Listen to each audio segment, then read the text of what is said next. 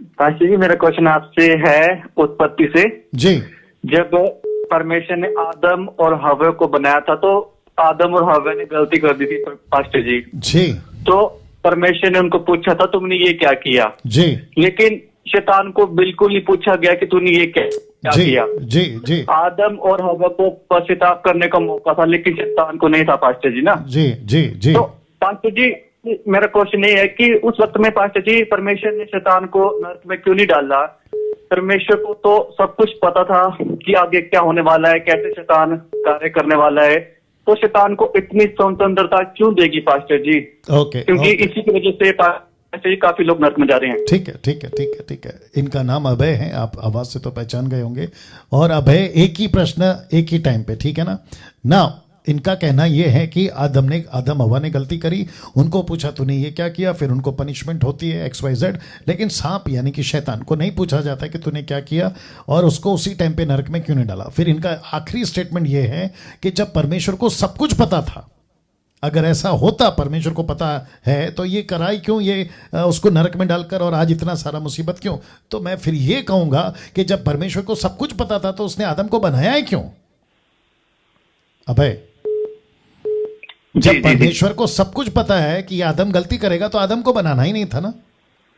और मैं आपको बताऊं, अभी सुन लीजिए, जितने दर्शक है वो भी सुन ले, 1600 के आसपास में, अगर परमेश्वर आदम के बारे में पहले से जानता है, जो कि सच है, हव्वा ऐसा करेगी, आदम ऐसा करेगा, सब कुछ ऐसा होगा, परमेश्वर को पहले से पता था और परमेश्वर इनको बनाता ही नहीं, तो फिर प्रश्न उठता कि आपको तो सब पता था लेकिन आदम को थोड़ी पता था कि क्या होने वाला। आदम खुद पूछ सकता था कि हमारी गलती क्या है, आप वक्त से पहले हमको सजा क्यों दे रहे, पहले गलती तो करने दो। आप स्कूल गए हैं अबे, आप स्कूल गए हैं? हेलो जी, जल्दी बोलना है ना अबे, आप स्कूल गए हैं? हाँ जी पास्टर जी। ओके, तो वहां पे मास्टर के पास में डंडा होता होगा ना। आप जैसे स्कूल गए, मास्टर ने डंडे से मारना शुरू किया, फिर उसके बाद पूछता है होमवर्क किया, ऐसा कभी होता है? नहीं, बिल्कुल नहीं। वही तो बात है ना। पुलिस पकड़ती है, कहती है कि तुमको सजा मिलेगी, तुमको जेल डाल देंगे, तो पब्लिक पूछेगी ना सर हमने किया क्या, बोला करने से पहले सजा मिलेगी। ये क्या लॉजिक है?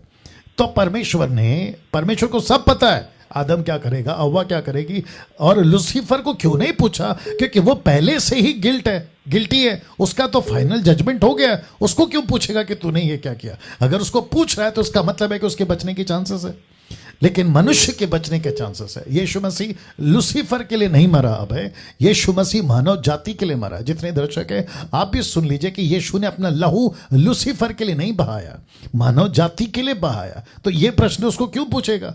और अध्ययन के बगीचे में अभय, आपने अगर उत्पत्ति का किताब का मेरा स्टडी देखा होगा, मैं उसमें बताते आया हूं कि सब कुछ नहीं लिखा है, आपको एक एक चीज का डिटेल वहां नहीं मिलेगा।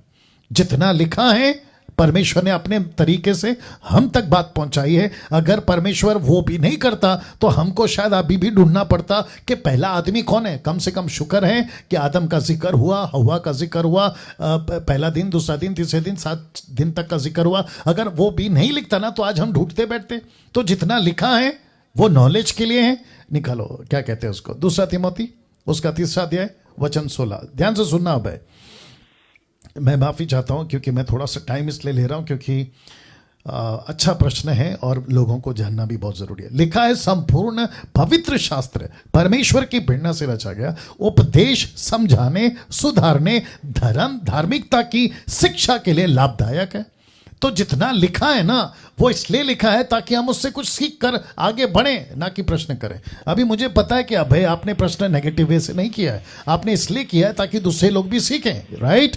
जी सर। जी। और बहुत सारे हिंदू, बहुत सारे मुस्लिम्स, हो सकता है कि बहुत सारे सनातन धर्म वाले कुछ लोग हैं, मैं जानता हूं और आप भी जानते हैं, जो वीडियोस बनाते हैं और वो कहते हैं कि देखो उत्पत्ति में ये एरर है। एरर मतलब ये गलती है, पहला दिन ऐसा हुआ, दूसरा दिन ऐसा हुआ, ये यहां से कहां से आया। फिर परमेश्वर पूछता है आदम तू कहां था? अरे भैया, ये सारा का सारा जो नजारा आप उत्पत्ति में पढ़ते हो, पहला, दूसरा, तीसरा अध्याय में, ये एग्जैक्टली ऐसा नहीं है।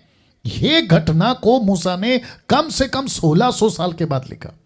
तो उस वक्त में क्या थी रियलिटी, वो मूसा नहीं था ना, परमेश्वर उतना ही बताया और उसने उतना ही लिखा।